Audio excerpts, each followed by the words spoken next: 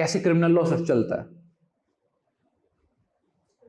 मान लो एक इलस्ट्रेशन देखते हैं, सिंपल।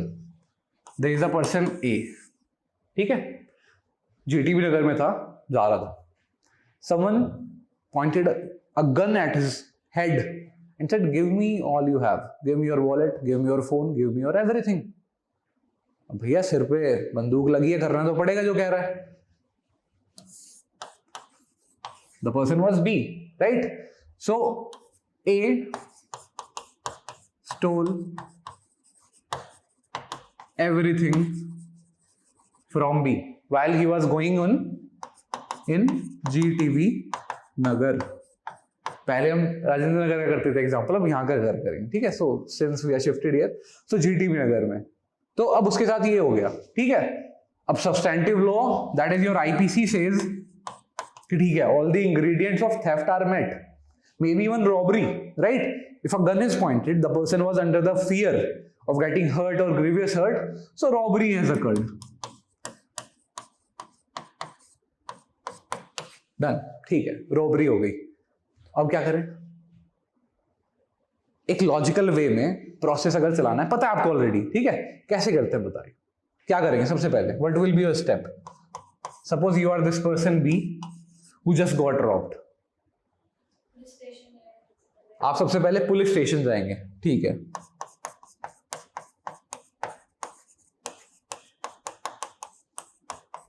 फिर FIR, क्या होती है FIR? First information report. हमने ना मूवीज देख देख के FIR को कुछ और ही बना दिया है। जो हमारा जो मेंटल स्टेट है ना, FIR को सुनते होता है कि भैया एक पर्चा होता है, उस पे ऐसे ऐसे लिखवाया जाता है, वो होता है FIR, वही होता है। पूरा इंसिडेंस बताया जाता है कि क्या हुआ क्या नहीं हुआ, और फिर जो FIR की गई है उसको मतलब बेसिकली जिसके साथ हो उसके साइन वगैरह नहीं होते शायद ऐसा। अच्छा, लास्ट में साइन करवाते हैं वो मेरे को ऐसे याद आ रहा है कि कोई नहीं, सही है, ठीक है, वो साइन नहीं करता। चलो, और फिर होगी FIR, फिर कौन करेगा? कौन करेगा इन्वेस्टिगेशन? सही बोल रहे हो, कौन करेगा? पुलिस स्टेशन से किसी को, तो पुलिस इन्वेस्टिगेशन करेगी, चलो ठीक है। फिर क्यों करेगी इन्वेस्टिगेशन? क्या करना है इन्वेस्टिगेशन करके? Collection of evidence, right?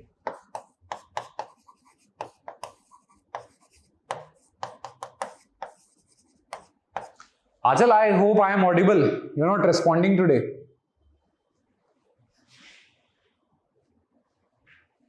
No sir, you're audible. Okay, so if you have any doubt, you will just stop the class and ask me, right? Okay. So when we look at police, उसका एक role है क्या? Investigation करो। उनके पास कोई person आया कि भैया ऐसे ऐसे हो गया, रॉबरी होगी, गले पे मेरे सिर पे रख के गन सारा सामान लेके चला गया, ठीक है? पुलिस करेगी कलेक्शन ऑफ एविडेंस। कैसे करेगी भाई? जाएगी पूछताछ करेगी कि यहाँ पे हुआ था, देखते हैं क्या है। 4 लोग खड़े थे वहाँ पे, भैया दुकानदार है कोई वहाँ पे, ऐसे ऐसे होता है कि हाँ जी ऐसे ऐसे हुआ था, चलो विटनेस इकट्ठे करे। एक CCTV लगा हुआ था पास के ATM में, देखा, वो भी कलेक्शन कर रहे हैं एविडेंस का। फिर क्या होगा? हो गया कलेक्ट, चलो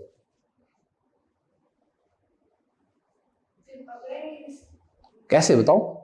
पता है जब आप यहाँ पे आते हो ना, इस स्टेज पे आते हो, 3rd वाले पे ही, तो 2 बातें होंगी, या तो FIR लिखेंगे या नहीं लिखेंगे। मना कर दिया पुलिस वालों ने, अगर लिखती तो ठीक है, चलो ठीक है आगे प्रोसेस चलेगा। मना कर दिया मान लो उन्होंने, क्या नहीं, झूठ बोल रहे हो, हम तो नहीं यकीन करते आपके ऊपर, लग तो रहा नहीं कुछ चोरी हुआ आपका। फिर अब कुछ ना कुछ तो होना चाहिए इसके लिए भी। प्रोसीजर लॉ में ये भी होता है कि ठीक है पुलिस ऑफिसर ने नहीं लिखी तो कहाँ जाओगे? कौन है वो? बड़ी अथॉरिटी, बिल्कुल करेक्ट, बड़ी अथॉरिटी के पास जाओगे, हायर अथॉरिटी। क्यों? Because only a higher authority will be in a position to compel him to register your FIR. बिल्कुल सही, हायर अथॉरिटी के पास गए, उस हायर अथॉरिटी के पास आपने बोला कि ऐसे ऐसे है, कंप्लेन करी आपने, ठीक है, फिर अभी नहीं बता रहे, बात नहीं कर रहे किसी बड़ी अथॉरिटी की, लेकिन बड़ी अथॉरिटी होनी चाहिए क्योंकि कंपेल वही कर सकता है किसी को रजिस्टर करने के लिए, ठीक है। तो उसने कहा ठीक है, उसने कंपेल किया, तब जाके FIR लिख ली, किसी तरह हो गया आपकी FIR शुरू, एविडेंस भी कलेक्ट हो गया। अब कैसे चलेगी मशीनरी आगे? अब तक सही है बिल्कुल, इसके आगे कैसे चलेगी? फिर क्या होगा? फिर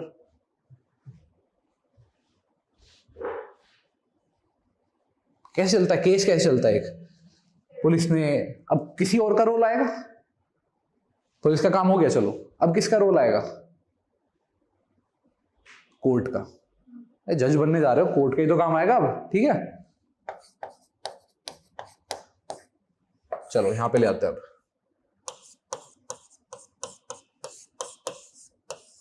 क्या ऑब्जेक्टिव है कोर्ट का? जो राइट्स एंड लायबिलिटीज हमने सब्सटैंटिव लॉ में एस्टेब्लिश कराई थी, उसका कंक्लूजन देना, उस पर वर्डिक्ट देना, उस पर डिसीजन लेना कि ठीक है एक्विटल होगा, वर्डिक्ट ठीक है, एक्विटल का हो गया, छूट जाएगा इंसान, कि नहीं एविडेंस सफिशिएंट नहीं है टू प्रूव। अगर उसको कन्विक्शन दे दिया गया, इसका मतलब यह ठीक है that person is convicted, punish हो जाएगा, मशीनरी का काम खत्म हो गया। दिस मशीनरी इज कोर्ट, उसका काम क्या है? जस्टिस करना।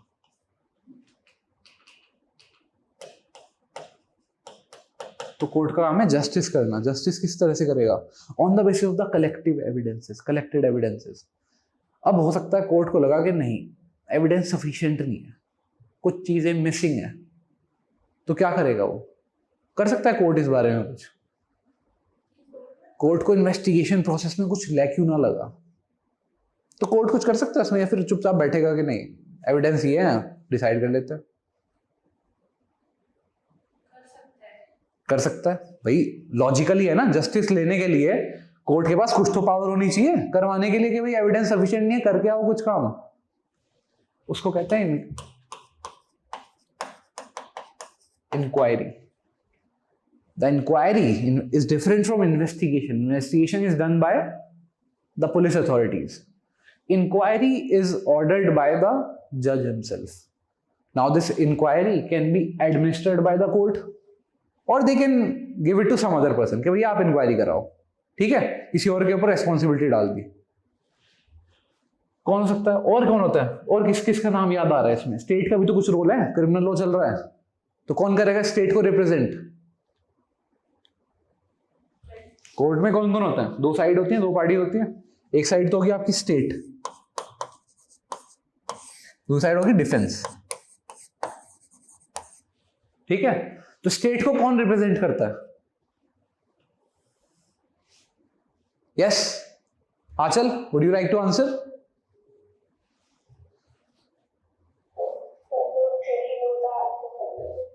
कौन? नहीं पता इसका।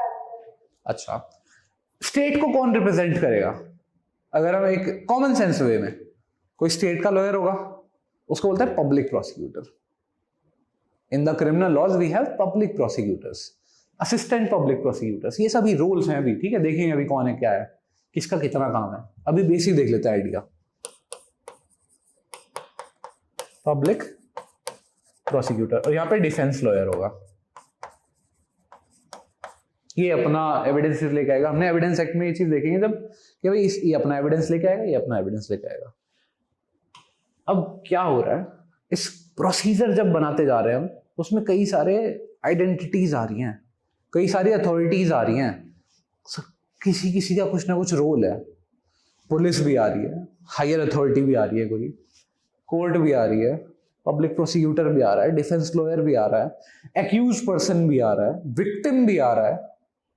बहुत सारे रोल्स आ रहे हैं ना, बहुत सारे लोगों की, उनके रोल को एस्टेब्लिश भी तो करना जरूरी है। किसका क्या काम है, किसकी क्या रेस्पॉन्सिबिलिटी है, किसको उस रेस्पॉन्सिबिलिटी को कर पाने के लिए क्या क्या राइट्स दिए जाने जरूरी हैं, क्या क्या ड्यूटीज इंपोज करनी जरूरी हैं। प्रोसीजरल लॉ ये भी बताता है। कैसे? आपने कहा पुलिस का काम है इन्वेस्टिगेशन करना, अगर उसे power of arrest, power of search warrant, नहीं दोगे तो कैसे करेगा इन्वेस्टिगेशन? जरूरी है इन्वेस्टिगेशन करने के लिए उसको ये अथॉरिटी देना, कुछ पावर देना। पावर दी गई है अंडर द सीआरपीसी इटसेल्फ। उन्होंने कहा कि ठीक है पुलिस ऑफिसर में इन्वेस्टिगेशन करनी है, ठीक है, he has power to arrest, he has power to investigate, he has power to search. लेकिन ये पावर जो दी जाएगी वो भी हमने कल दो तरह के ऑफेंसेस देखे थे, एक तो था कॉग्निजेबल, एक नॉन कॉग्निजेबल। याद है क्या थे उसमें? हटा दो इसको। Yes, what was cognizable and non cognizable?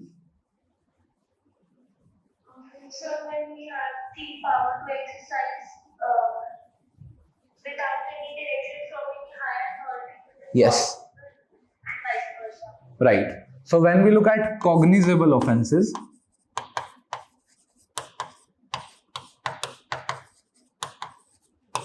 these are those offenses where the police authority is empowered to arrest, to investigate, to do something, right? Without having orders from some upper authority. जबकि non cognizable है,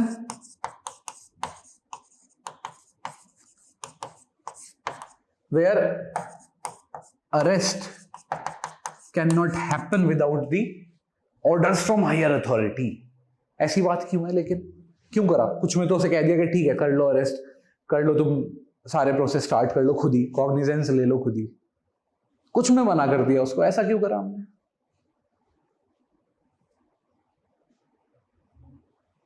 yes Aanchal, why we did this classification? So because सारे cases extreme level के लिए होते हैं, कुछ level maintain करने के लिए classification जरूरी है। कुछ लेवल मेंटेन करने के लिए Classification is mandatory because सब इतने severe level के cases नहीं होते हैं जिसमें आपको हर चीज के लिए authority, इससे कुछ level की authority delegate कर दी जाती है। बिल्कुल सही। अब अगर हम देखें कॉग्निजेबल ऑफेंस, ये कुछ सीरियस ऑफेंसेस हैं, हीनियस ऑफेंसेस हैं, ठीक है, जहां पे पुलिस को जल्दी एक्ट करना जरूरी है। देयर इज अ मर्डर हुआ कहीं पे, ठीक है, पुलिस को जल्दी एक्ट करना जरूरी है। The society is alarmed right now. अगर कहीं पे किडनैपिंग हुई, पुलिस को जल्दी एक्ट करना जरूरी है। It is only for the convenience of justice that the police should be given some authority to do something if a cognizable offense happens. On the other hand, अगर कोई non cognizable offence है, मान लो आपका phone चोरी नहीं हुआ, खो गया, it's not stolen but you lost it somewhere, it's a non cognizable offense. The police has to take steps for the cognizable offenses first, and once it gets orders from some higher authority, from the court itself, then it will proceed with the non-cognizable offenses because of the requirement, because of the expediency that is required when we talk about cognizable offenses. That's why the classification is done. On the other hand, when we talk about bailable and non-bailable, इसकी समझ में आई ना क्यों classification है? फिर bailable non bailable की classification क्यों की गई है? serious offenses नहीं है और non bailable serious offenses है, जैसे कि 2 साल से कम तक की सजा वाले जो offenses है वो bailable है। Almost, not every. If we look at the concept of bail itself, bail का मतलब क्या है?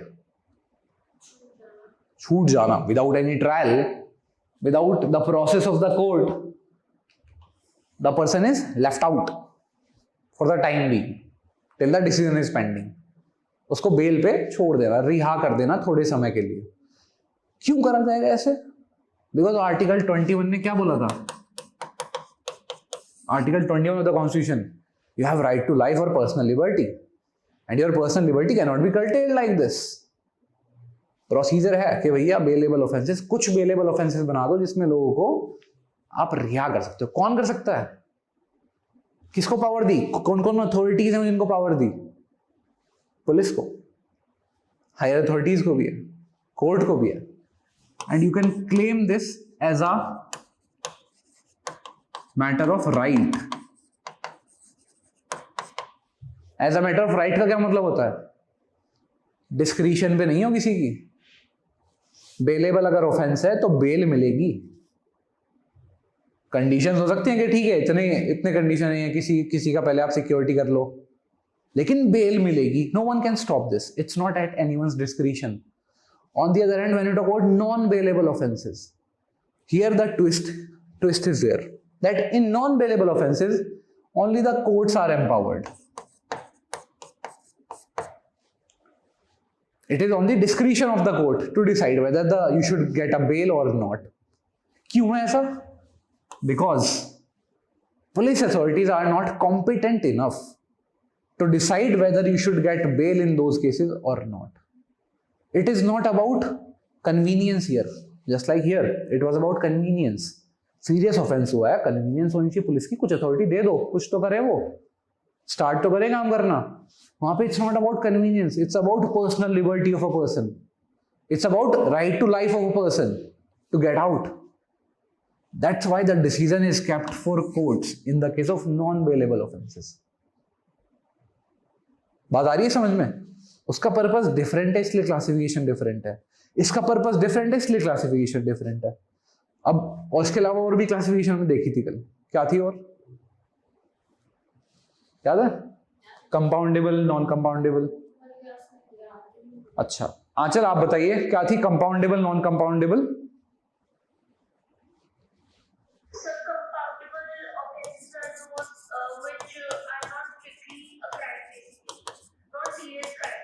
यस, कंपाउंडेबल का क्या मतलब होता है? What do you mean by compoundable? Compound का क्या मतलब होता है? Yes. What do you mean by the term compound? Compromise. Right? So when we look at compoundable offenses which can be compromised, now they are categorized in two ways. One, by the parties themselves, and second, after receiving assent of the court, depending on the severity of these. तो compoundable offence की categorisation हमने कर दिया है। When we come back, अब हमने एक चीज देखी, यहाँ पे बहुत सारी टर्म्स हैं, बहुत सारी कैटेगराइजेशन है, बहुत सारी पार्टीज इन्वॉल्व है। इन सभी पार्टीज को एक कंट्रोल्ड वे में पार्टिसिपेशन कराना in this entire machinery of procedural law, that is CRPC. तो क्या है CRPC?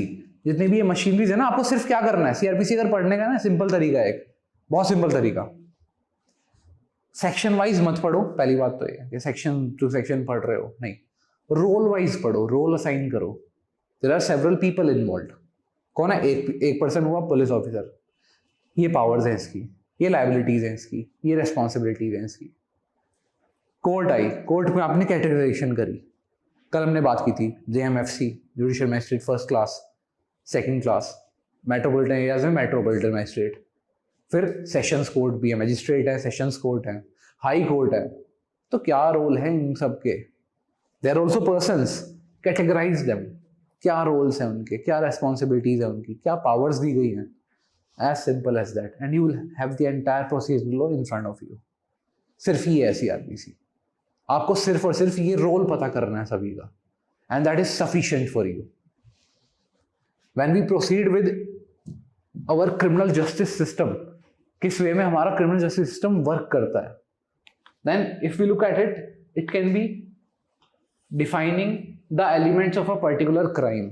किस तरह से कोई क्राइम होता है, क्या क्या इंग्रेडिएंट्स हैं किसी क्राइम के। किडनैपिंग हो गई, ठीक है, कैसे होती है kidnapping? Napping of a kid, napping मतलब take away, taking away a kid from the guardianship, from the legal guardianship, that is kidnapping. तो हमने क्या करा? We defined a crime. उसके बाद क्या करा हमने? पनिशमेंट बता दी। और दूसरा क्या तरीका है, दूसरा क्या पार्ट है, वो है determines the way in which the prosecution and justice will be done. किस वे में आप किसी पर्सन को प्रोसिक्यूट करोगे? प्रोसिक्यूट का मतलब है पनिश करोगे। किस वे में? While checking upon his fair trial, while keeping in mind that fair trial should be given to this person. कुछ साल पहले we had the tragedy where that person Kasab was hanged. No, I'm not talking about the tragedy that he was hanged. I'm talking about the tragedy that occurred because of him. That he came to, Mumbai and that attack happened in 26/11. So, even that terrorist who killed innocent people was given a fair trial. Even it was ensured that even that terrorist, that very person who killed numerous innocent persons, even he is given fair trial. That is the work of criminal justice system. आप किसी को टायरनिक वे में मार नहीं सकते. आप किसी को, अभी रिसेंट इंसिडेंट हुआ है संडे का, right? On the camera 2 people were killed. They were gangsters, right? But that is not what criminal justice system is about. You have specified roles. You have assigned roles, responsibilities to different people. Role of police to investigate, to start this machinery.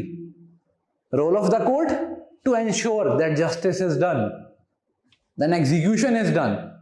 Then role of state will also be there in terms of pardoning. कुछ powers है pardoning की, payroll के conditions हो गई, bell की conditions में कुछ role होता है स्टेट का भी, ठीक है? तो इस तरह से सभी के रोल असाइंड हैं. तो अगर पुलिस ही खुद ही प्रोसिक्यूटर बन जाएगी, खुद ही वो जज बन जाएगी, खुद ही वो एग्जीक्यूशनर बन जाएगी, तो किसी कुछ मतलब नहीं रहेगा रूल ऑफ लॉ का. The criminal justice system will fail because a system works only when everyone is doing their part.